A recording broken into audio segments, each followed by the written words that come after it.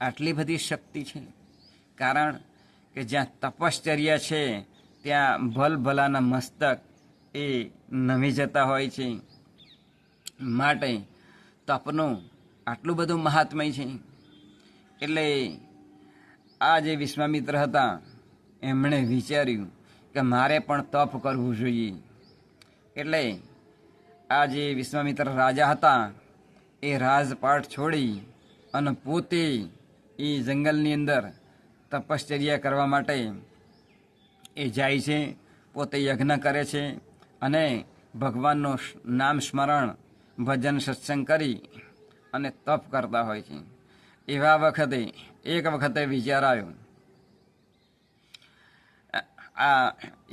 વિચાર આવ્યો વિશ્વામિત્રને કે મારે આ વશિષ્ઠજી છે એમના દીકરાને મારી નાખવા જોઈએ.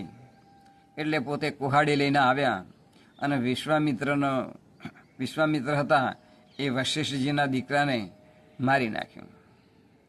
ફરીથી એમને પાછો બીજો વિચાર આવ્યો કે મારે વશિષ્ઠજીનો પણ વધ કરવો જોઈએ. હવે આમ આ વિશ્વામિત્રએ વિચાર્યું. એટલે તપોબળની શક્તિ કેટલી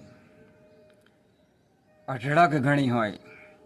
વિશ્વામિત્રએ વિચાર્યું કે મારે વશિષ્ઠજીનો વધ કરવો જોઈએ. એમણે હાથની અંદર કુહાડો લીધો અને જ્યાં વશિષ્ઠજી એ સૂતા હતા, રાતને સમયે ગયા, રાત્રે 2 વાગે વશિષ્ઠજી અને તેમના પત્ની અરુંધતી એ સૂતા હતા. એટલે અરુંધતી વશિષ્ઠજીને પૂછે છે કે અતિશયમાં અતિશય તપોબળ એ કોનું છે?